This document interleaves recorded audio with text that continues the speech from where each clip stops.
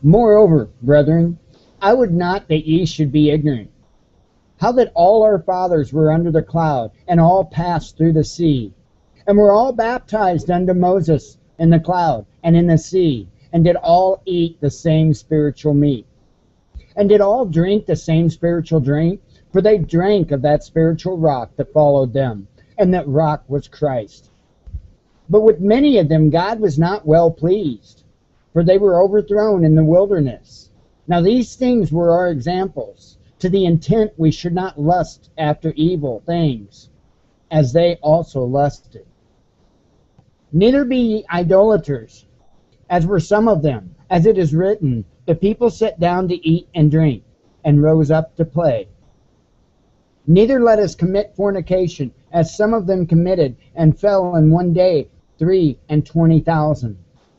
Neither let us tempt Christ, as some of them also tempted, and were destroyed of serpents. Neither murmur ye, as some of them also murmured, and were destroyed of the destroyer. Now all these things happened unto them for examples, and they are written for our admonition. Admonition. I'll get it right. Upon whom the ends of the world are come. Wherefore let him that thinketh he standeth take heed lest he fall. There hath no temptation taken you but such as is common to man. But God is faithful, who will not suffer you to be tempted above that ye are able, but will with the temptation also to make a way to escape, that ye may be able to bear it. Wherefore, my dearly loved, flee from idolatry. I speak as to wise men. Judge ye what I say. The cup of blessing which we bless is not the communion of the blood of Christ. The bread which we break, is it not the communion of the body of Christ? For we bring many of one bread and one body, for we are all partakers of that one bread. Behold, Israel, after the flesh, are not they which eat of the sacrifices partakers of the altar? What say I then?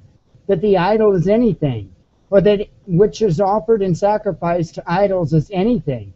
But I say that the things which the Gentiles sacrifice, they sacrifice to devils, and not to God. And I would not that ye should have fellowship with devils. Ye cannot drink the cup of the Lord and the cup of the devils. Ye cannot be partakers of the Lord's table and of the table of devils. Do we provoke the Lord to jealousy? Are we stronger than he?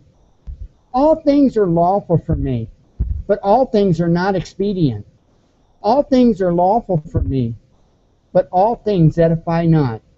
Let no man seek his own, but every man's another well. Whatsoever is sold in the shambles, that eat, asking no questions for conscience sake. For the earth is the Lord's, and the fullness thereof. If any of them that believe not ye bid you to a feast, and ye be disposed to go, whatsoever is set before you, eat, asking no question for conscience sake. But if any man say unto you, this is offered in sacrifice unto idols, eat not for his sake that shewed it, and for conscience sake, for the earth is the Lord's, and the fullness thereof. Conscience, I say, not thine own, but of the other. For why is my liberty judged of another man's conscience? For if I by grace be a partaker, why am I evil spoken of for that which I give thanks? Whether therefore ye eat, or drink, or whatsoever ye do, do all in the glory of God. Give none offense, neither to the Jews, nor to the Gentiles, nor to the church of God. Even as I please all men in all things, not seeking mine own profit, but the profit of many, that they may be served. Thanks for joining us. This is Friday the 8th of August, 2014. That was 1 Corinthians chapter 10, kind of a long one. Sorry, I've stumbled a little bit on that one as well. The longer ones I tend to stumble a little bit more on. So before we, I want to have just a little talk about this. The first video that I'm going to be playing is going to be rather important. So make sure you stick around for that. It's going to be extremely important. I feel it is. People are standing up, and I think other people, namely you, need to see how people are standing up, the ways they're doing it, where they're doing it, how they're doing it, and whatnot. Just real quick, I do want to go over this. I have seen, I can't count the amount of times just since doing the Corinthians project, not to mention other places in the Bible, they're constantly bringing up idols and idolaters, constantly, over and over and over. You would think that means there's something important to be said when it comes to idolaters and when it comes to idols. I would hope so. I know I harp a lot about TV shows, different entertainment, sports, fancy cars, iPhones, stuff like that, but we really need to focus here. We really need to pay attention, because these are the idols that are being spoke of. We have to be very careful. We have to be very careful of the idols that we choose to partake in. So let's go on here. The video that I wanted to play, I have to bring up. Okay.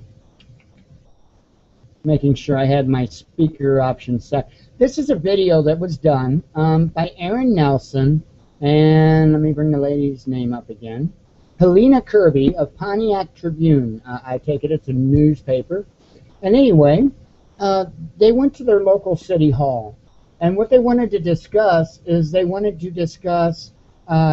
NDAA 2012, particularly the sections 1021 and 1022 of the National Defense Authorization Act. It's really important because a lot of people, I've mentioned the NDAA before, and I've tried to task you with reading the NDAA, and I'm sure for the majority it kind of fell on deaf ears. And, hey, I get it. There's a lot of things every day that come to me, hey, you need to read this, you need to go over this. I mean, literally, I probably have somewhere close to probably between 50 and 70 things a day that people bring to my attention and say, hey, look, check this out, check this out. And I'm not talking about looking on a news feed on Facebook. I'm talking about people personally bringing this information to me.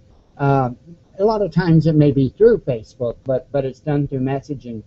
And there's a lot of times, I'll look at the headline, or I'll already have an idea what it's about, and I won't really look into it. I've got more, what I deem to be more important things that I'm looking into. So I don't fault people for not going out of their way and reading the NDAA, but I will tell you that you need to. It's important. So anyway, it's a long way of explaining. I just wanted to play this little 4-minute video to give you a little bit of an idea of what's in it and how important it is that other people feel it gets discussed. So anyway, this is Aaron Nelson and Helena Kirby speaking at the City Council at Pontiac City Hall about the NDAA. The fact that the indefinite detention provisions of the NDAA are still in the books should disturb you to a fundamental level. The National Defense Authorization Act, which was passed in 2012 and extended in 2013 and 2014, authorizes the U.S. military to arrest anyone anywhere on the planet, to deny them access to a lawyer, and to detain them indefinitely without a trial. Furthermore, the U.S. government claims the right to do all of this in secret. The right to a fair trial is gone, and without the right to a fair trial, you have no rights at all. Of course, some would argue that the NDAA only targets enemies of the United States, as if this somehow makes it okay. But that defense doesn't hold water. And by the way, the NDAA does apply to U.S. citizens. It doesn't matter who the law claims to target, and it doesn't matter under what conditions the politicians claim it can be used. If you do not have the right to a lawyer and you do not get your day in court, and if the government isn't even obligated to disclose the fact that they dragged you from your house in the middle of the night or whatever the scenario, then who is going to make sure that this power isn't abused? The people who passed it? The soldiers? I don't think so. The power to make someone disappear without a trial is the power to make up any excuse that's convenient. Evidence is only needed if you have to prove your case in court. That's why we have courts. The protections codified in the Constitution were put there for a reason, but at this point, it looks like very much as if America is going to learn that lesson the hard way. Authorization for use of military force includes the authority for the armed forces of the United States to detain covered persons as defined. Clearly, I want to know how they define covered persons. Who qualifies as a covered person? This is where the controversy begins, so please just pay attention for a second. Section B of 1021 reads as follows. Covered person. A covered person under this section is any person as follows. 1. A person who has planned, authorized, committed, or aided the terrorist attacks that occurred on 9/11, or harbored those responsible for the attacks. That sounds pretty clear. This type of covered person is very defined and not the source of the controversy. Let's continue. 2. A person who was part of or substantially supported Al-Qaeda, the Taliban, or associated forces that are engaged in hostilities against the United States or its coalition partners. Now the language is starting to get a little shifty. Associated forces engaged in hostilities. What is that?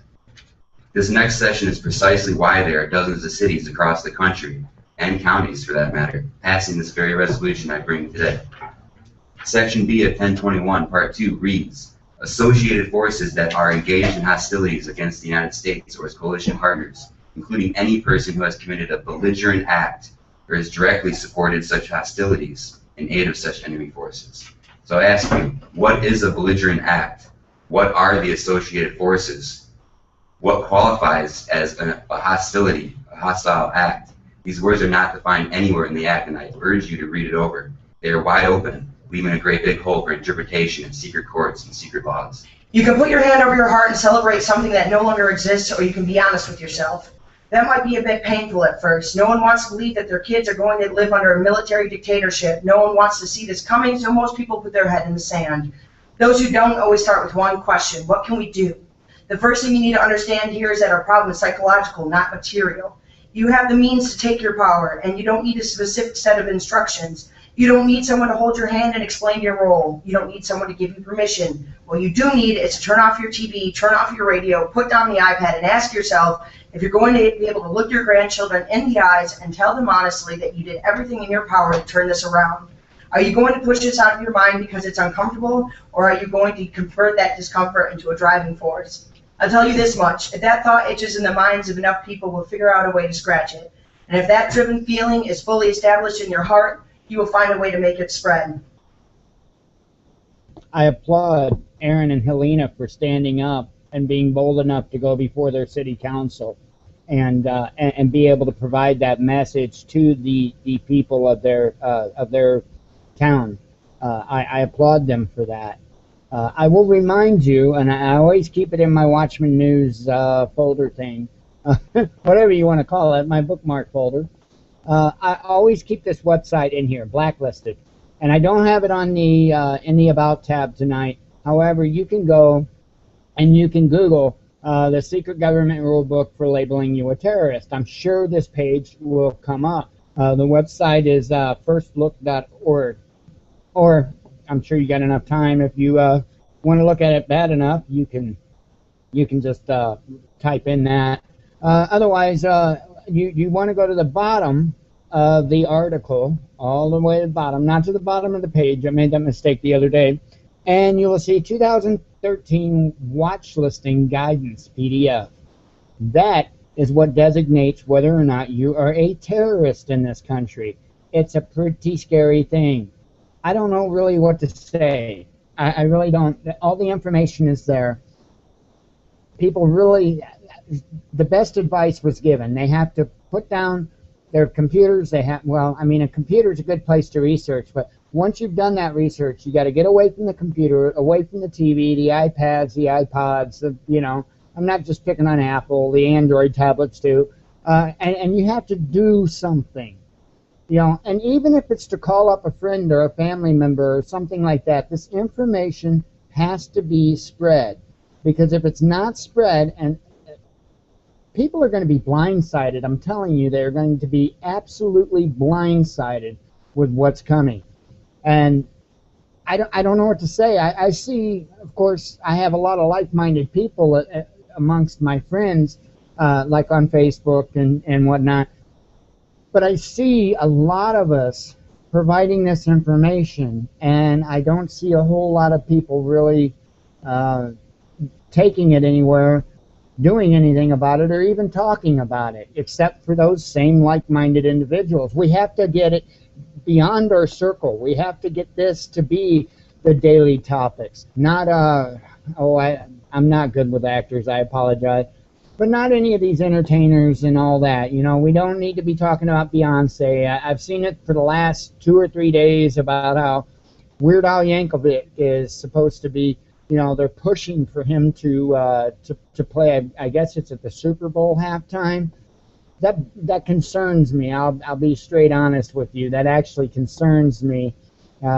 And several videos back, I guess a couple of weeks ago, I did discuss one of his videos, his parody to Royals, and that is the reason why it concerns me, because it seems like they're trying to push a message, and they have been using halftimes at Super Bowls. They've been using the opening and closing ceremonies at the Olympics to push these messages, and I feel like they're just further, you know, pushing the message. Again, you know, I joke around about tinfoil hats all the time, and this is no joke. It is absolutely not a joke. And the more you look into it, the more you research, the more you will understand the fact that it's not a joke. It's no longer a conspiracy theory. It has become a conspiracy fact. I can't help that. I can't change that. I don't want it to be that way, but I certainly can't stop it by myself, and many people can't stop it by themselves, but we can all get together and maybe make a difference. So anyway, let's get on with Suspicious Observers for today. We've got two videos to play from him. The first one being his daily update as to what's going on, and we'll start with that.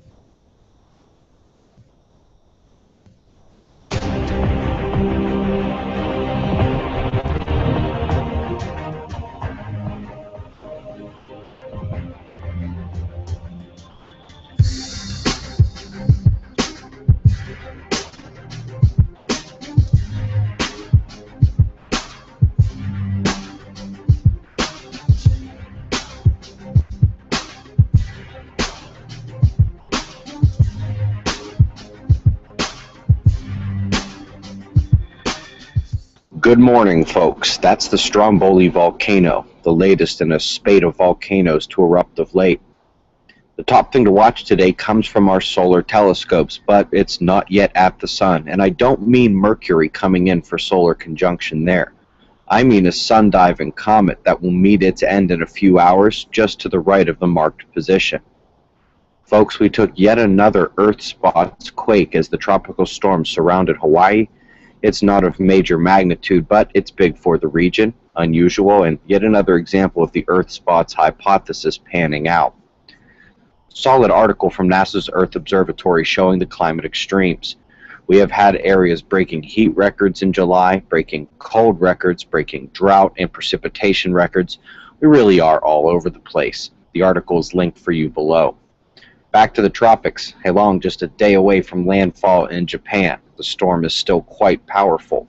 Coming back to the Central Pacific, Genevieve had a mind of her own out there, just wandering about. Meanwhile, Isel and Julio are bearing down. It's the usual last-minute chaos before the storm. They've made it through worse down there, though. The weather to notice here is the low leaving New Zealand and another convergence hooking over southern Australia from a different Antarctic low. No major warnings. In Europe, we see a strengthening of the North Atlantic low. Counterclockwise drive is in force over the continent, and the south swinging convergence making the storms there, along with that northern flow. The low in the Midwest should be extremely easy to spot here. It will creep eastward today, and by sunset, the flash flood warnings will be enforced throughout the area. Rain and thunder possible across a wider area. Let's come back to space weather. Solar wind. Around the New Day UTC, we had a very dense reading. With the weaker sun, we've been seeing the bunching of particles more and more lately. This is certainly not an error. Even without major geomagnetic instability on the KP index, the stability of the magnetogram was degraded and the electrons responded as expected to the proton shock. We've got sunspots, including this beastly growth on the north end coming, but still no flaring to speak of. The departing group is still not mixing or producing flares. The central region is in major decay, and the incoming group is magnetically separated as well. Remember that negative backside penumbral red does not count. 2 coronal holes of note. The southern opening is powerful but exiting, while the incomer lacks any real force. It is positive, however, while the departing southern extension is negative, so the near-Earth influence is about to switch over. We got a calm star, folks. Filaments and growing active regions on the disk. Sun-diving comet heading in today. Eyes open. No fear. It's 6:40 a.m. Eastern Time, and that's the news. Be safe, everyone. All right, thanks again to Ben from Suspicious Observers. The link is down in the About tab. It's always there. I suggest you subscribe to them. Well, it's usually always there. The second link is not in there, by the way, because I just kind of added this to the program just not long ago. I noticed that he came out with another video, one for his climate series. And I highly suggest you go and watch his playlists. But his climate, and if you could see down here the way he spells climate, gives you an idea. Basically what he does is he breaks down the climate change that is really going on, not the global warming hype and all that. I mean, there is climate change going on, but there's a reason why, and we're not causing it, and we can't stop it. There's nothing we can do about it. And in his series, he explains what's going on, and as much as why, you know, we can deduct this. We don't know it all yet. Nobody knows it all. Well, at least none of us know it all yet. I do believe there are those that have information that's not being released when it comes to the climate. But anyway, without further ado, let's check out his climate update for August 2014.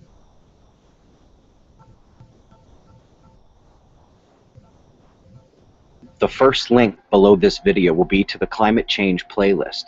The premise: climate change is real. But the one-sided mindset of the IPCC has caused nearly 2 decades of failed projections in both global warming and sea level rise. The notion that climate change is even an issue has come under attack because of this. But rather than scream yes or no, or propagandist or denier, I'd rather seek out the holes and try to show why climate change is a big deal. The longest video in this list explains the lack of focus on the long-term trends in solar activity, along with evidence of its effect throughout the solar system, not just meteorologically, but in terms of planetary rotation. We now have evidence that the changes in Earth's rotation may be highly dependent on solar activity, and this comes via major planetary oscillations that are known for driving the climate, the North Atlantic Oscillation and the Pacific Decadal Oscillation. We take a look inside the pulled funding, censorship, and threats to those who do not toe the propaganda line. Weather Channel founder John Coleman, European guru Lennart Benson, Professor Linzen Scafetta, Robert Carter, dozens of other researchers formerly welcome at the IPCC. One of the top names, Professor John Christie, continues dealing with utterly childish behavior from his peers. We have heard a Harvard professor's take on scientific integrity at the IPCC, where their loyalties lie. Had a little fun with some music, showed some of the primary ways the sun affects the climate, including with cosmic rays, and then it became necessary to just keep our eyes open day to day as many scientists began searching for answers as to the failures of the science thus far. We now hope to update this page early in each month with the new news, some of which you've seen in the past month and some will be new. Now we're including a correction to the flawed solar analyses that wrote it out of the climate change equation long ago. This one doesn't officially come out for months actually, and builds on some of the explorations into the flawed global climate modeling, the main source of the failures thus far. In this new study, we find that much of the premise behind the solar non-factor conclusion were based on averaging and some pretty bad assumptions. We've discussed how the highest solar activity decades were during global warming, and how the warming failure occurred as the sun began to go silent. Even speculated about the likelihood of a weaker period for our sun on the horizon, with increased cosmic rays leading to more clouds, higher albedo, and a cooler climate. Turns out that the experts are now predicting exactly that, at least for the coming cycle. All signs point to another extremely weak minimum, cosmic ray surges and all. We've already seen the patterns continuing throughout this solar maximum, which has been more of a solar moderate by all accounts. This shutdown may be on our very doorstep. The Arctic sea ice continued its summer decline, well below average in the satellite time, but well above the record lows set a couple years ago. Meanwhile, the Antarctic ice is definitively at record highs. If you are new to this and only heard about the rapid melting of the western sheet on the news, see July's climate update for a full explanation. Despite desperate cries of error from some of the most prominent global warming advocates, the NSIDC, NASA, and NOAA stand by the record high Antarctic ice, which holds true for every time of year by comparison.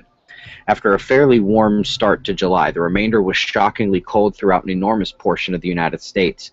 While areas of the West remained hot, more than half the country experienced record or near record lows. We took a look at the actual records broken. Heat comes in third place behind precipitation and the cold records. That's on both the daily and monthly scale, and goes back more than a year now. It's not just the United States feeling this climate extreme situation, and that does include both hot and cold, drought and flood. Europe has watched a sliver of extreme heat surrounded by large swaths of below average record cold for this time of year. Parts of Australia and New Zealand got to see 3 different seasons in the last 30 days. We gave a solid primer on the sun and the climate a few weeks ago with the Barberton Herald, but didn't get a chance to go next level with some of the news, like how people can make climate data say whatever will get them more funding or a pat on the back from the UN, how all of these facts and revelations about climate change are being censored by the mainstream media in general. More and more former sheep removed the wool from their eyes and are seeing the facts. The locational studies based on local expertise appear to be showing our failures and our future more than ever. Humans are a problem, and then we started polluting. But when it comes to the climate, our failures, and our future, grab a jacket and keep your eyes on the sun. Be safe, everyone. You got that right. Grab a jacket. It really looks like we're heading towards an ice age. And I don't know how severe it's going to be. This isn't weather is something that I like to study and whatnot, but when it comes to this climate change thing, I haven't been able to dive into it. I probably should, because I don't know how bad it's going to get. There's everything from, yeah, it's just going to be a little cooler to, you know, this is going to be like some movies that have came out in Hollywood. So we'll see. We'll see. So in other news, I guess I can update you on what the latest is with Ebola. Always good fun news, huh? So we'll start out with the link that I got from True News. Always a blessing to listen to their reports every day, well, every weekday. But Ebola outbreak, bodies dumped in the street as Liberia faces panic over virus. Liberian medical chiefs warned that their war-shattered health service was being overwhelmed by the Ebola outbreak, as reports emerged of residents dumping bodies of suspected victims of the virus in the streets. Tolbert, I'm not even going to try that last name, the deputy chief medical officer and assistant health minister, said the outbreak had forced a number of hospitals and clinics to close because the staff were scared to work in them. He disclosed that some 67 health workers had become infected and that many of the 6,000 strong workforce were reluctant to return to their jobs. He spoke to the Telegraph on Thursday in Liberia's seafront capital, Monrovia, from where the government is mounting a desperate fight to stop the disease spreading. On Wednesday night, President Ellen Johnson Sirleaf declared a state of emergency across the country and also dispatched troops in full combat gear to block people traveling to Liberia's capital from rural areas hit by Ebola. In some parts of the country, devastated by civil war during the 90s, locals have been dumping bodies of family members on the streets rather than taking them to hospitals or morgues, said Liberia's Information Minister Louis Brown. So that's kind of pretty morbid news coming out of Liberia. But it's going to get bad, and they're still, as far as I can see, they're still denying that this has become airborne, that this is an airborne virus. I have not seen anything official stating that it actually is yet. I don't get it. If you can't see it by now, if you can't look at the rate of infection that's going on and understand this is a much worse situation that they're letting on, then I really don't know what to tell you. I know a lot of people, with the H1N1, they're like, oh, look, I don't know if that stuff, if they do stuff like that necessarily to desensitize us, but I will say this. I do know for a fact that they have been working, like I've said for the entire week now, that they have been working on a disease just like this, which leads me to the next link on Ebola. I've only got 2 links for you tonight. And this comes from RT News. It says Ebola can be turned into a bioweapon. Russia and UK experts warn. Too late. Always good, interesting stuff. Concerns that the deadly Ebola virus, which has claimed nearly 1,000 lives in West Africa in recent months, can be used as a biological weapon are far from being groundless, Russia's Federal Medical Biology Agency said. Such possibility exists, Vladimir Nikiforov, who heads the Department of Infectious Disease at the FMBA's Institution of Advanced Training, acknowledged at a press conference in Moscow. Actually, this virus can be used in the form of a spray, which can lead to very big trouble. The disease expert is cited as saying the RIA Novosti news agency. It's very hard to track down efforts to create bioweapons, despite the Biological and Toxin Weapons Convention in place since 1972, he said. Biological weapons are nothing like a nuclear bomb. In order to make a nuclear bomb, one would require a uranium mine, a nuclear power plant, and so on. But biological weapons are made in a small laboratory, which can be easily camouflaged. You know that there are rogue states, and here's the thing. I can't guarantee that some country isn't preparing something of the kind, he added. So, back in the 60s, I think it was, the U.S. Army did testing, and I believe it was on radiological materials. We can check it out. 1960s, U.S. Army radiological. We'll put spray because they were spraying it. Okay, and this was This has been on the news and everything else. So, I mean, it's been on the St. Louis News. I just saw a link about it not that long ago that was talking about it. I hate to go to Wikipedia. We'll go to Raw Story, but you can search this for yourself and find it. This is declassified. It's not a secret. U.S. military secret weapons sprayed radiation on low-income housing. And, a college professor from St. Louis, Missouri has released research claiming that the U.S. Army conducted secret Cold War tests by spraying toxic radioactive chemicals on cities like St. Louis and Corpus Christi. St. Louis Community College Merrimack sociology professor Lisa Martino-Taylor told the Associated Press that her research showed that the Army may have sprayed radioactive particles with zinc cadmium sulfide while claiming that it was testing a smokescreen that could prevent Russians from observing St. Louis from the air. Those tests were concentrated in predominantly black areas of the city, which Army documents called a densely populated slum district.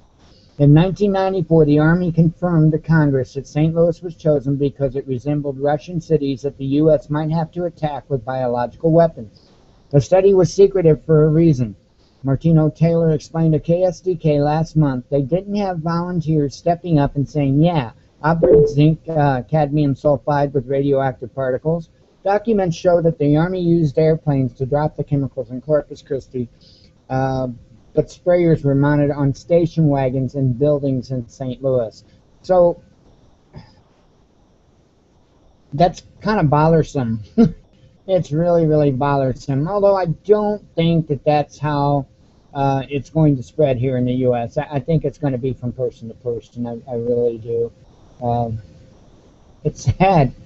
It's sad. And there's a lot of people that's not even really waking up to it. And I'm still asking the question, okay, they're pushing this. Do I need to be watching the other hand? And I am watching the other hand, and it's not good that's going on in that hand either. There's a lot of bad news that's going on right now in this world.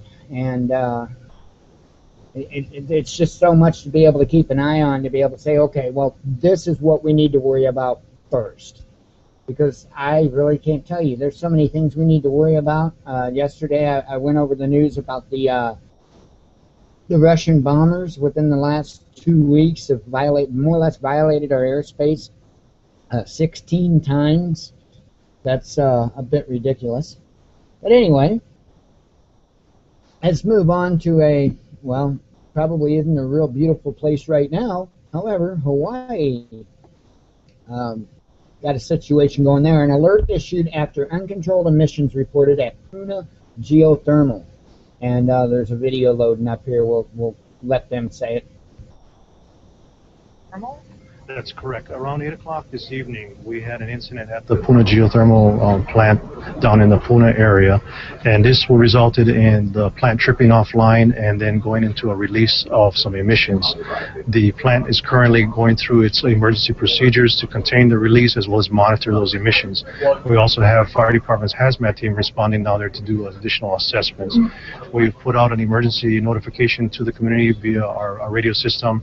We're reaching out and trying to make sure that they get the message that would basically tell them that if they can shelter indoors, and if there's any discomfort, to evacuate there and go to the Pohoa gym, which has been opened up as a shelter, and that we'll continue to monitor the situation and advise them when conditions change and it's better for them to return home, as well as what kind of exposure they may have been experienced with this particular release. So do you folks know what was leaked out yet? It's likely it was hydrogen sulfide, which is one of the byproducts of their operation, and it was released. We just don't know the exact concentrations and volumes at this time, but that information will be shared with the community as soon as we know, and we're basically monitoring the situation and in close contact with both the Puna Geothermal as well as the fire department. So not sure how harmful it is at this point yet? Yes, we don't know exactly what levels or how much of the product has been released at this point. Okay. All right, thank you so much, Daryl Oliveira, and that is the latest from Gila. We'll send it back to you in the studio, Joe. Definitely send your thoughts and prayers towards Hawaii right now, not just for this incident, but for the two hurricanes bearing down on it as well. I hope everything goes all right with them. I made a joke on Facebook earlier in other news. I think General Motors is needing to change their name to General Meltdown. That's the next part of the news that I have for you. They're still having issues. GM issues third recall on SUVs that can catch fire. General Motors' troubles with safety recalls have surfaced in another case, this time with the company recalling a group of SUVs for a third time to fix power window switches that can catch fire. The problem revealed in the documents posted by the federal safety regulators this week is so serious that GM is telling customers to park the SUVs outdoors until they are repaired because they could catch fire when left unattended. The vehicles will be left outside for a while. Parts won't be ready until October at the earliest, according to GM. The automaker has also ordered its dealers to stop selling the SUVs as used cars until they are fixed. The recall covers about 189,000 vehicles in North America, mainly from the 2006 and 2007 model years. Models affected include the Chevrolet Trailblazer, GMC Envoy, Buick Rainier, Isuzu Ascender, and Saab 97X. The recall was one of 6 announced by GM on June 30th that covered 7.6 million vehicles. It's ridiculous. It is really, really ridiculous. The question I have, auto mechanics is something I'm pretty proficient in. I thought that went to low voltage. I thought that that switch circuit went to a low voltage circuit with the way that they do things now through the computer systems and stuff like that. I didn't know that that was still I should say a low amperage circuit. I didn't know that that was still carried a lot of amperage through the power window switch, nor like the power lock switch. I thought that all that was done through the computer system, and of course using relays in the fuse box that's underneath the hood. Gearheads will know what I'm talking about. But apparently there's enough amperage there to catch fire. And I really don't understand that. There doesn't need to be that much going on there. There again, I don't know what the issue is. The issue could be a clip that is releasing one of the wires to short out against maybe the frame of the door. I don't know what the issue actually is. However, this is ridiculous. We just don't know what quality is anymore. We really don't. What made this country shine once has went down the tubes, and I understand they're trying to compete with the global economy. I really dislike that phrase. I understand that that's what they're trying to do.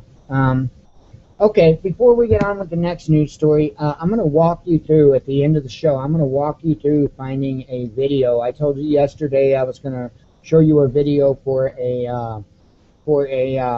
how to make a Faraday cage, a cheap Faraday cage. What I'm going to do, because I get a lot of people, I had a lot of messages, people, asking me about it and stuff, and a lot of people asking me, well, how can I find this? How can I find that? So I'm going to walk you through finding one. It's a pretty simple process, but I'll walk you through it anyway. And you can line up questions now. If anybody's got any questions, they can contact me through Facebook. They can contact me through Skype, Uvu. Any way you can reach out and touch me, pretty much. I can patch any and all sound. You may hear Facebook and other stuff, the little blings and stuff like that when I get messages and stuff. So I can patch any audio basically from my desktop, and I already do, right into this show.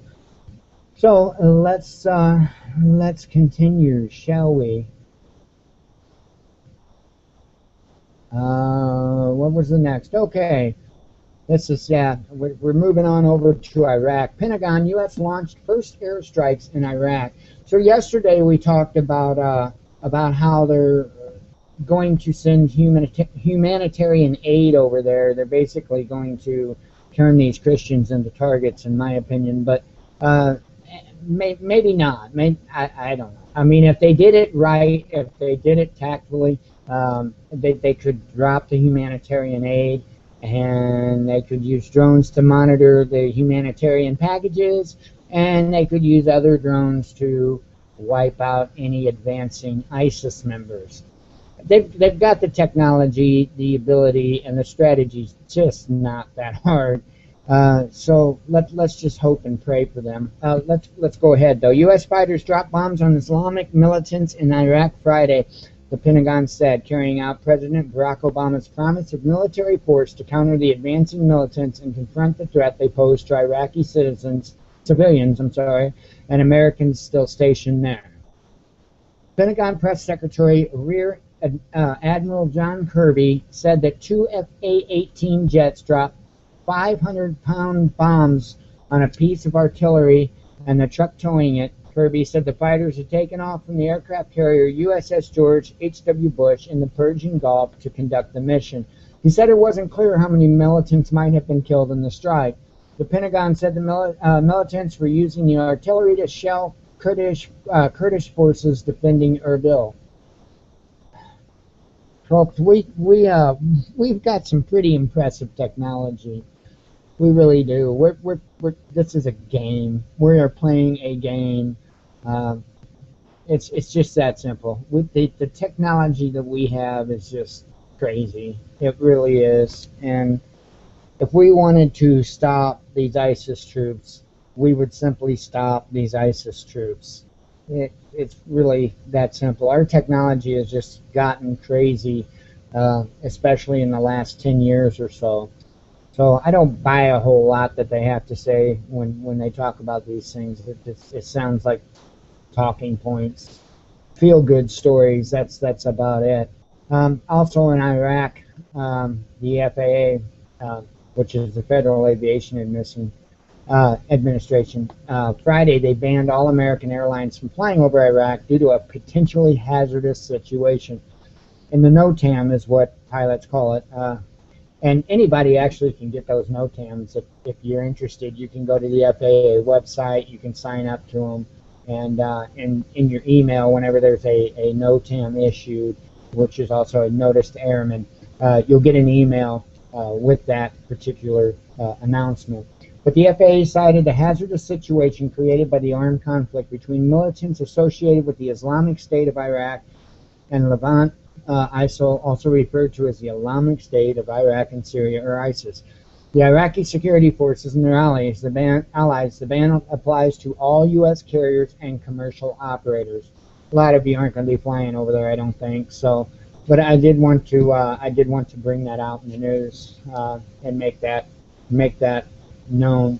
I always laugh because I get these FAA notices in my email all the time, and it's typically deemed as VIP movement. In other words, some politician is flying somewhere. You know, it's not impressive to me, but it's kind of funny. I laugh whenever when they're flying to St. Louis or whatnot, and it's like, oh well, I wouldn't want to be there, you know. Anyway, you know, I'm not too impressed with politicians. So anyway, I do believe, let me see. I wanted to, I do have a couple more stories for you. Let me bring this up. I just love slow websites. So anyway, Ed Henry told the White House there's about to be a genocide of 40,000 people, and you're saying we're seriously considering it? This was in response to they weren't quite sure if they were actually going to do anything militarily over there in Iraq. I guess they had made the decision to send humanitarian aid, but they didn't know if they were going to send any military support or anything like that. But anyway, you know, let's take a listen to the video and have a good laugh if you want to. It's not a funny situation, but it's ridiculous. That's what it is. It's absolutely ridiculous. I don't know what else to do. You've got a choice. You can either keep a straight pace the best you can, and I'm getting so, I don't know what the word is for it, calloused, I guess, from it all. You can scream, you know, but all I'm going to do is make my neighbors mad. Or you can just laugh and say, this is absurd, this is crazy. I'm not laughing at the situation, I'm just laughing because, my God, when are we really going to wake up as a whole in this country? Let me just play the video instead of sitting here trying to explain myself. Good evening, I'm Brett Baer, and this is a Fox News alert. Almost 3 years after withdrawing combat troops from Iraq, President Obama is now considering the use of military force against a terrorist army on the move tonight in northern Iraq, breaking through the lines of Kurdish fighters. Talks of action, we're told, center around providing humanitarian aid to tens of thousands of Iraqi Christians who've been driven out of their homes and surrounded by ISIS terrorists, and also possible military strikes to back up Kurdish and Iraqi troops fighting those same terrorists. It's one of several major foreign policy challenges facing the president tonight, but it's one that goes against a major goal of the Obama administration, to get out and stay out of Iraq. Here's Chief White House correspondent Ed Henry. ISIS is on the march in Iraq. Christians and other ethnic minorities are on the brink of a possible genocide that's reverberating around the globe. From the White House, where President Obama had hundreds of protesters show up outside the gates urging action, to the Iraqi parliament, where the only lawmaker representing the Yazidi sect gave emotional testimony demanding help. In the name of humanity, I call upon all of you to save us, to save us. Now at least 30,000 families are besieged in the Sinjar Mountains without water and food. They are dying. White House officials today acknowledged the severity of the crisis. Up to 40,000 Christians and Yazidis pinned on a mountain by ISIS without food, water, and shelter. But they were wishy-washy on how much the U.S. can help. It is a situation that we are deeply concerned about and closely monitoring. White House spokesman Josh Earnest stressed this was a problem of the Iraqi government's making, and no U.S. military option could solve it long term. There's about to be a possible genocide of 40,000 people, and you're saying we're seriously concerned, we're monitoring it. Doesn't that seem like a disconnect? No, Ed, because this is something that we are closely watching, and it is something that we're watching. People might be slaughtered. And what we're doing is we are actively supporting the Iraq security forces and Kurdish security forces to try to confront this problem. Earnest added U.S. military action can only come if it's in America's core interests. Is preventing a genocide in America's core interests? The reason that is an important question is that we have seen a couple of different situations where there have been urgent conditions where innocent civilians were under extreme duress and at a heightened risk of slaughter. Well, Ernest said these situations are decided on a case-by-case basis. 2 years ago, the president made a more specific promise at the U.S. Holocaust Museum. I made it clear that preventing mass atrocities and genocide is a core national security interest and a core moral responsibility of the United States of America. Beyond Iraq, millions of Christians are being persecuted around the world, and the president's critics charge he and others have been slow to react. Everyone has an obligation to deal with this issue. These people are being killed. They're forcing elderly people to convert. They're beheading people. A senior U.S. official just knocked down reports suggesting that either airstrikes have started or humanitarian aid has already been dropped. The official telling me there's absolutely no U.S. military action right now, quote, at this very moment. That obviously leaves the door open to action later tonight, Fred. We'll follow it, and if anything comes from the White House, we'll head back. Ed, thank you. Sorry for the jerky video. I don't honestly know why it's doing that. I have plenty of CPU open for that. My memory is hardly even getting dented. So anyway, I apologize for the jerky video. But what I want to ask people to think about is, what if that was your family? What if it was your families that were fleeing for their lives to the mountains or to the woods, or to escape? I mean, I think that's going to be a reality soon enough. I really do. I hope I'm wrong. You have no idea how bad I hope I'm wrong on that, but I just don't see anything else. If you look to see how the Christians are being persecuted in this country right now, it's already happening. Our troops are being persecuted for being Christians. You really can't be a 501(c) or whatever it is church unless you do what the government tells you to do, not talk about what they tell you to not talk about the things they tell you to talk about. I mean, the churches have been pressured to they have been pressured to push gun control. They have been, I mean, it's crazy. It's absolutely crazy. And of course people knew. There were several people that knew when they did the that new tax thing. I want to say it's 501(c), but I'm probably wrong. I'm not sure. But it was a new tax status for churches, and people knew. People that were awake knew exactly what was going on. That was giving the government the ability to control the churches, and that's never a good thing. So I guess we're going to play Nibiru Magic 2012. We're gonna be our own radioactive reality for a moment here, because I do have an update on Fukushima. Fukushima nuclear meltdown worse than initially reported, says TEPCO. I think Nibiru Magic would be like, the insanity continues. But anyway, the meltdown at Fukushima Daiichi nuclear power plant's third reactor building was even worse than initially believed, Tokyo Electric Power Company, TEPCO, has announced. In fact, the power company's new appraisal of the Fukushima No. 3 reactor building shows that all, or nearly all, of the fuel rods contained inside were melted, dropping under the floor in containment vessels. If true, the news means that the power plant could be even tougher to decommission. To decommission. Give me a break. According to Japan Times, TEPCO first estimated back in November of 2011 that roughly 63% of the reactor's fuel rods had melted. But TEPCO now believes that after studying conditions surrounding the fuel core, the reactor's cooling system stopped functioning more than 5 hours earlier than previously estimated. As a result, the meltdown would have started around that same time period. As reported by it is possible that more nuclear fuel resting in the containment vessel than originally estimated. Removing it will require even more careful planning. They don't even know where it's at. It has breached the containment vessel. That means it has melted to the floor. As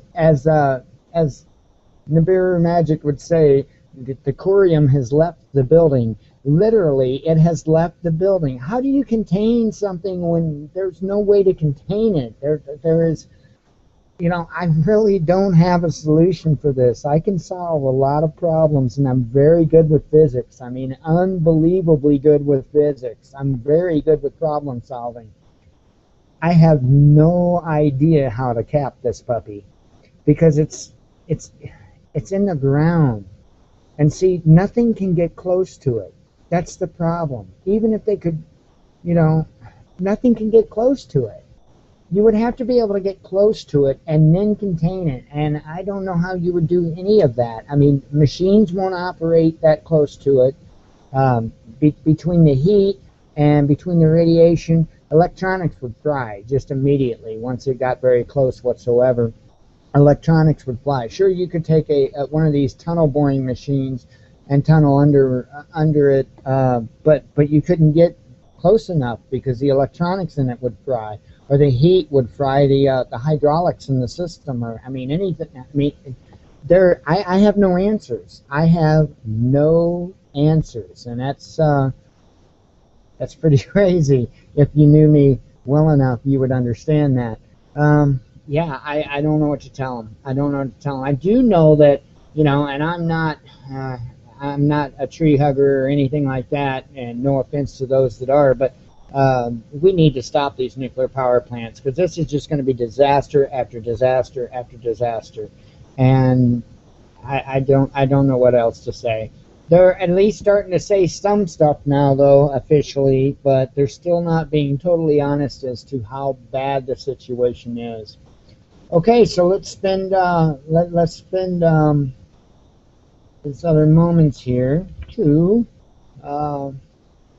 look up how to build a Faraday cage. We're going to run over just a little bit, but that's perfectly fine. Oh, news that I forgot before we go any further, and I meant to announce this at the very beginning. I guess it's better late than never, but it frustrates me that I forgot. SustenanceNCovering. The link is down in the About tab. He released Of Angels and Men Part 6. It is awesome. It is great. I will tell you that if you are an absolute diehard Christian set on your ways, you are going to be offended to the utmost, without a doubt. And I'm not even going to go there and say, because, yeah, it's mind-blowing, it's eye-opening, and the only thing I can tell you to do is listen, open your heart, and if you have any doubts with what he has to say, look into it yourself. Don't go to a church. Don't go to any man. Don't go to any man. Not myself, not Mr. SustenanceNCovering. Don't go to any man. Go to the original scripture, translate it yourself, and find out for yourself. We were warned several times in the Bible to trust not in man. Heed that advice. I'm telling you, because a lot of people would watch that video and would not have a very good opinion of this gentleman. But this gentleman did the homework. He walks the walk. He don't just talk the talk. He did the homework. So that's about all I can say on that. You know, sometimes you just have to have an open mind and open heart, and you have to understand that man, for whatever reasons, will deceive you to the point, and have been deceiving you for a very, very, very long time. There's power in knowledge, folks, and if they can skew that knowledge that we have, then they can take power over us, and you have to understand that, and that's what's happened. And I'll leave it at that. So anyway, so we want to build a Faraday cage. I'm just on YouTube.com. This happens to be my particular YouTube.com page. So all we're going to do is I'm going to put in trash can, because that's the one I'm talking about. Trash can, Faraday cage. I'm going to hit enter. Bingo. And I do happen to know the first video. I've already watched it. I do happen to know the very first video that came up from LDS Prepper. Yes, it's what you think it means. Doesn't matter. The information is correct, and it's important, and it's valuable. It doesn't matter where the information is coming from. So if you can get past that, then let's move forward. This is probably the fastest and easiest Faraday cage to make, and one of the absolute best for a non-professional, non-military situation, just a residential guy like me. This is a steel garbage can. I picked it up at Home Depot yesterday, and it is going to be my Faraday. Matter of fact, it is my Faraday cage. You can use steel, you can use aluminum, copper. Any of those materials are very good in repelling the high frequency waves that come from an EMP or a solar burst. Now, does it work? You can tell it's not grounded. It's sitting here in the middle of my driveway here. There's no grounding on it. But how can you tell whether it works? How can you test to see if a Faraday cage works? Now, some people say microwaves work. How can you tell? Do you stick a cell phone in there? What do you do? Well, take a look. Hear that? Oh, it's gone. Hear that? What you do is you stick an FM radio inside of your Faraday cage and see if it works. Now, what's interesting, when I put this radio in, if I have the lid on, you can still hear the radio playing. Let me get a little closer. And when I bring the lid over, it's still playing. I don't know if you can hear it. But when I put the lid down, now all I hear is static. There is absolutely no music at all. Open it up a little bit. Just a tad, break that seal, and you can hear it. The bigger the opening, the more frequency you get in there. So, want to make sure that you have a Faraday cage that is going to keep the signal out. Now, you notice I pushed the antenna down, and I'm getting static and some radio. But watch what happens when I just stick my finger. I'm gonna break this barrier here. Just put my finger down in here. Just break the barrier, and that is enough to allow the frequency for my body to be an antenna and bring the waves in there. So you need to be very careful. Make sure that you test your Faraday cage before you start using it. So I'm going to turn this radio off and tell you how I made it. This cost me $22. Oops, sorry about that. I had my audio off, and I wanted to pause that right there. And the reason why I wanted to pause it right there is because I do have another one that I want to show you. He's going to tell you how to build that one. Obviously, it's a trash can. It doesn't take a rocket scientist to realize he lined it with cardboard.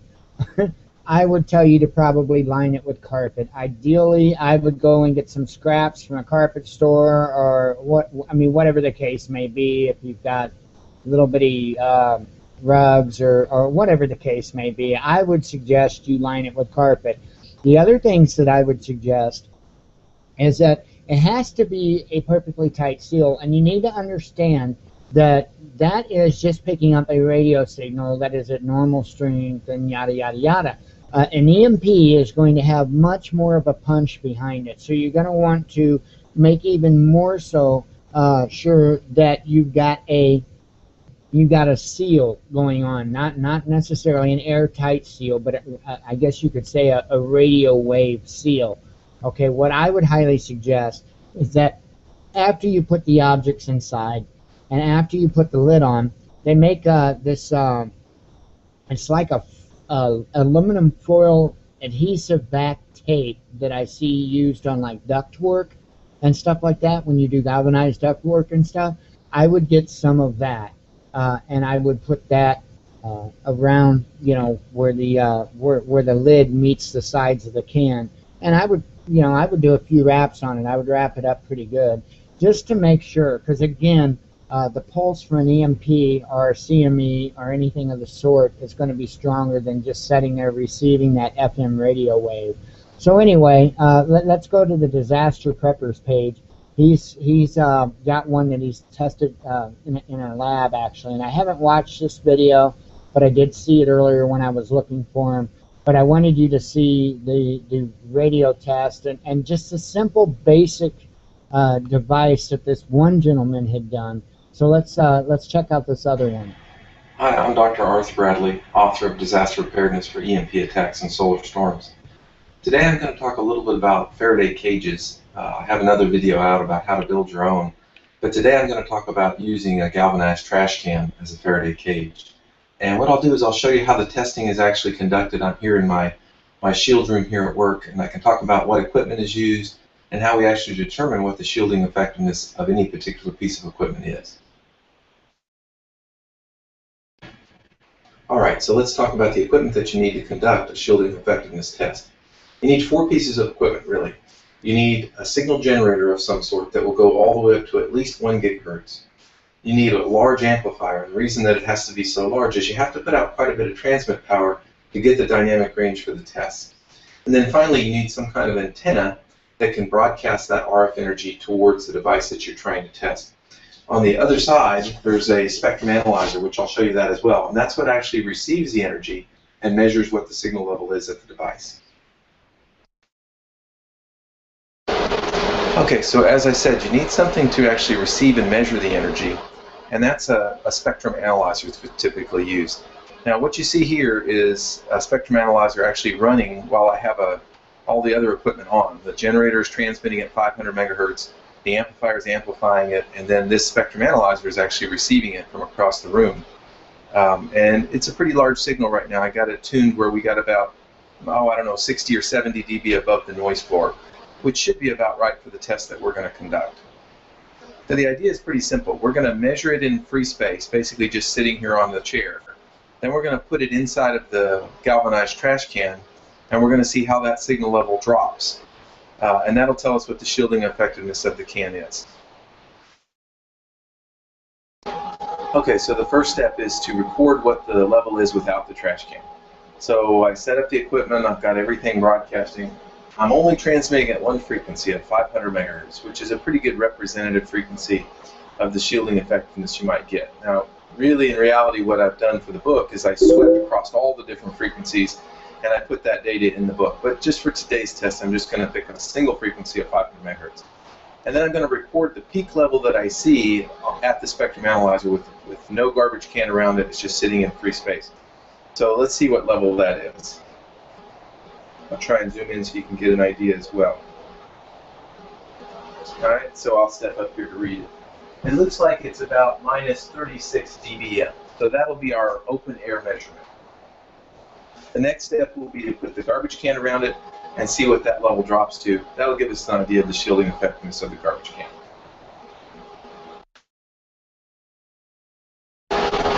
Okay, so I put the spectrum analyzer inside the garbage can, put the lid on nice and tight, turn back on the generator, and now the spectrum analyzer will capture the peak signal that it sees inside the garbage can. We'll compare the two numbers, the open air and the inside the garbage can. That'll tell us how much shielding it provides at this particular frequency of 500 megahertz. Okay, so I pulled the spectrum analyzer out. I didn't touch anything in terms of signal levels. I just wanted you to be able to see the level as well. And so, I don't know if you can see this on the screen, but I'll zoom into it. So this was the level that it actually recorded inside the garbage can. Now right now the generator's off. This is just a historical value that was recorded and captured. And it looks like the level to me is about minus 46. So if you remember, when we were in open air, we had a level of minus 36 dBm. Now we're at minus 46 dBm. We've only picked up 10 dB of shielding at this frequency of 500 megahertz. Now, that's not very good, and I'll talk about why that isn't and what you might be able to do to improve it in just a moment. Okay, so we just conducted the first test. We measured what the RF field level was just sitting in open air. Then we stuck the spectrum analyzer inside the garbage can. We remeasured it. We found that they only differed by about 10 dB. Now, that means that right now, as it stands, the power level of an EMP strike that were to occur, at least the energy at 500 megahertz would only be reduced by about a factor of 10. And that's not very good. That's certainly not satisfactory for a good Faraday cage. So what went wrong? Why are the galvanized garbage cans not so great? Well, what we neglected was how the RF energy might get into the can. And certainly the metal itself is a great block of RF energy. It's a very effective shield. However, what we have is we have the lip around the edge of this garbage can. This particular lip is not that great. It's got quite a bit of a gap under there. So my suspicion, and I'm pretty sure I'm right, is that the RF energy is sweeping through the lip there. That lip is basically acting like a receive antenna, a slot antenna. So what we're going to do is we're going to tape that up, and we're going to see how it improves the shielding effectiveness of the garbage can. And I wanted to do a couple things. I wanted to tape it with a very expensive RF shielding tape. This is for EMI applications, electromagnetic interference applications, and it has conductive adhesive. It's a very expensive product. And then I also wanted to do it again with a much cheaper product. This is just standard commercial duct tape used for taping up air conditioning ducts. It's also an aluminum conductive tape, but the adhesive is nothing special. And I wanted to see how the differences are, just to see if it's worth spending our money on this much more expensive tape, or if we can get away with something cheaper. All right, so I'll tape it up. I'll go ahead and use the copper tape first, and then we'll remeasure, and we'll figure out what value of shielding effectiveness we have, and then we'll talk about that. Okay, so I've gone ahead and taped up the garbage can with the expensive copper tape, put the spectrum analyzer inside, and configured it to capture the peak level. So I'll turn back on the generator, and then we'll see what level it receives. We'll calculate the new shielding effectiveness. Okay, so I've gone ahead and pulled off the tape and removed the spectrum analyzer from the can. And let's see what the new levels are. Now you can probably tell that the levels dropped quite a bit. If I'm looking at it right, it looks like it's about minus 77. Now, if you remember, in free space it was minus 36. So now we're at about 41 dB of shielding effectiveness.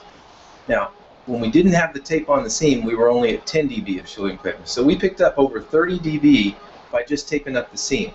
And that shows how important it is that you seal up anything that can act as a slot antenna on your Faraday cage. All right, now I'm going to repeat the same experiment, but I'm going to use the cheaper aluminum tape just to see how it does. Okay, I went ahead and taped up the garbage can for a second time. This time you can probably tell I used the aluminum tape. It's more silver shiny tape. It's a much cheaper tape. It doesn't have the high quality conductive adhesive on the back, but I still think it makes a very good connection to the garbage can. So what we'll do is we'll turn back on the generator. We'll see what RF levels we see. We'll calculate the shielding effectiveness again. Now the number to compare it to right now is 41 dB. That's the number we had with the copper tape sealing up the rim.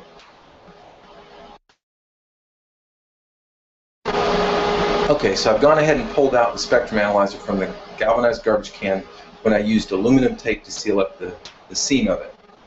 And what you'll see is that the RF level that was received is actually quite small. It's actually a little bit smaller than when we used the copper tape. Currently it's about minus 84 dBm.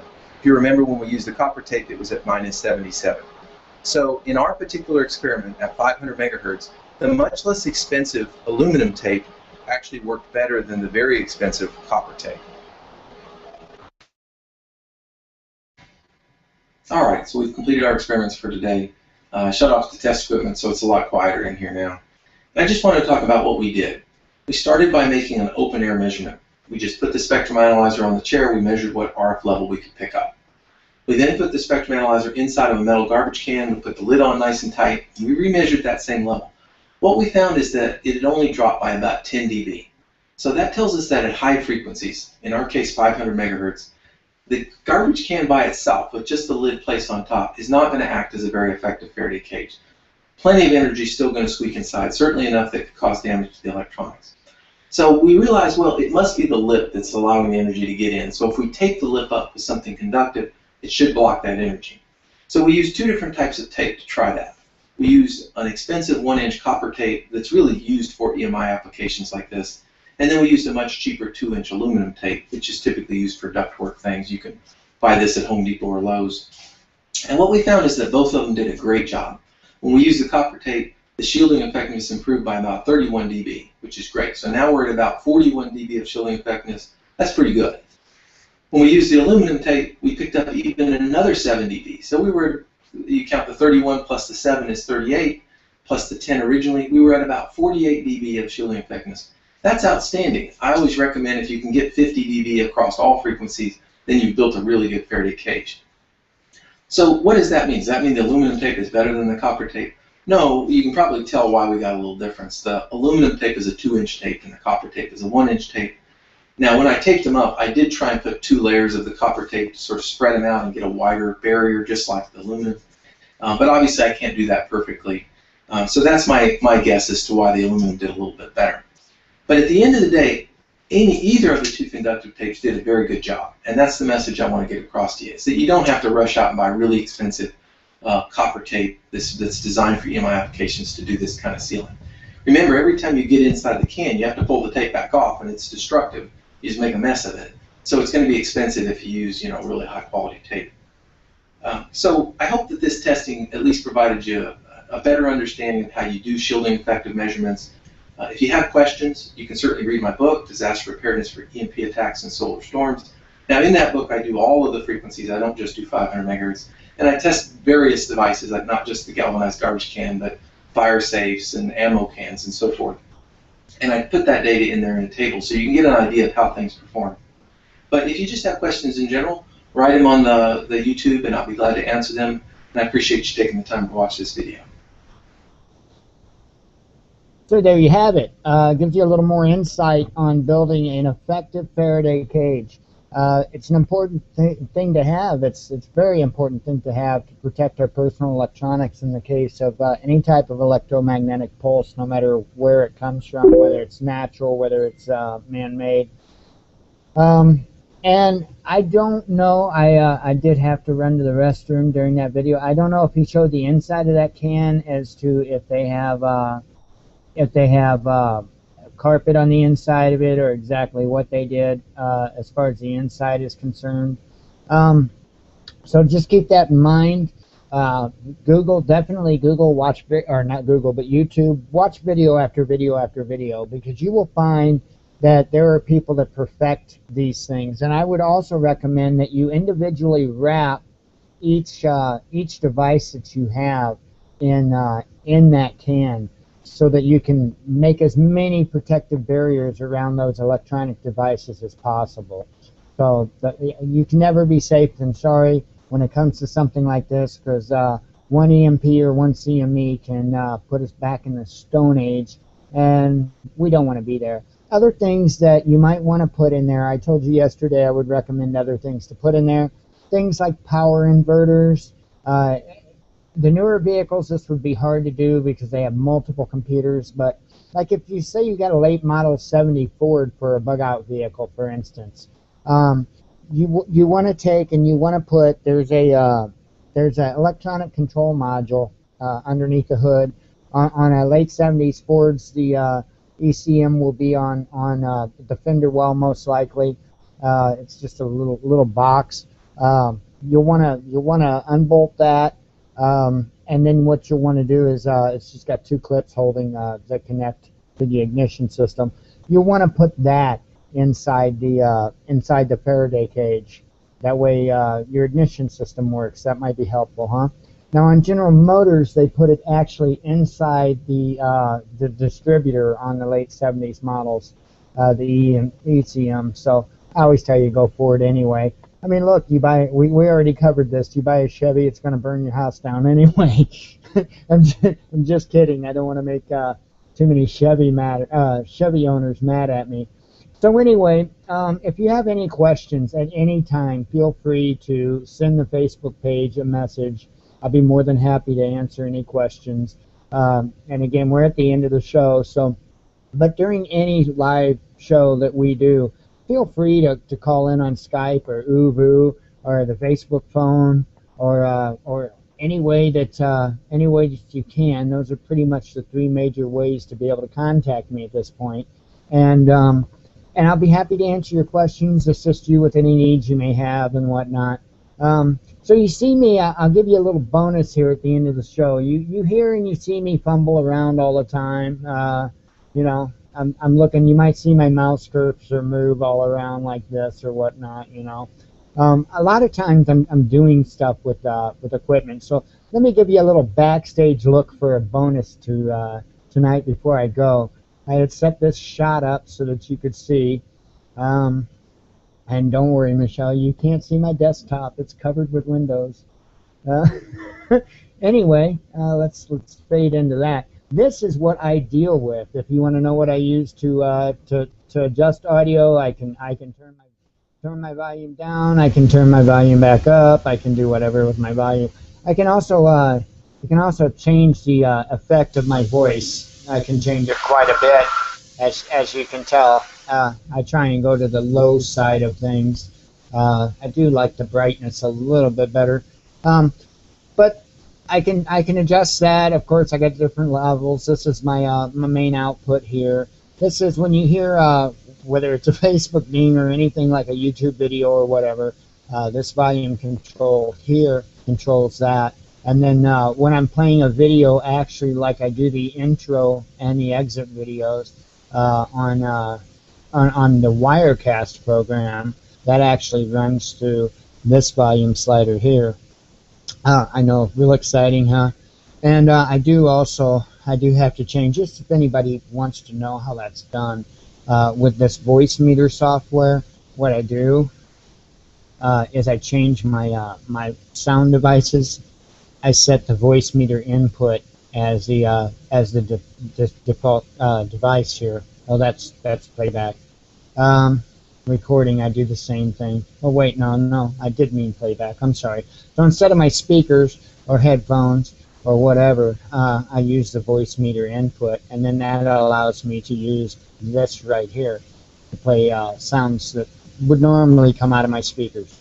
So anyway, that would be the voice meter program, and this is the Wirecast software that I use to actually do the show. I used to do all kinds of interesting stuff, and I still can, and I need to set it up. I can edit all kinds of shots. I can do all kinds of fun things, but you know, the more you do, the more chances you have things going wrong, and it's just a pain. That's like adding my video into this. I was using my Android phone to be able to provide that video. The only way I could do that, since I couldn't get the Wirecast to work with an IP camera very well, I had to use another program called Minicam, and I had to import my IP video from my Android phone into Minicam, and then I had to use the virtual camera output of Minicam inside of Wirecast to be able to do that. It was slowing down. You can see it reads my CPU usage up here and my memory usage It was just really hitting my CPU usage too hard to run that extra video processing software. So I cut it out of there. That's why you don't see me running the video anymore. So, and I probably will here or there. If I get a actual webcam sometime soon, then that won't be, that won't take a hit nearly as bad on my CPU. I would rather not show my face, which isn't that pretty anyway, than have jerky video and whatnot. But I just figured I'd bring you backstage, so to speak. This is what the back end of what Google Hangouts looks like. Oh no, it's the tunnel. Yeah, this is the back end of what Google Hangouts looks like, and it's got options in and of itself. But I just figured I'd bring you backstage and show you a little bit about how I do the show. So I hope you enjoyed the show. I hope you have a great evening and a great weekend.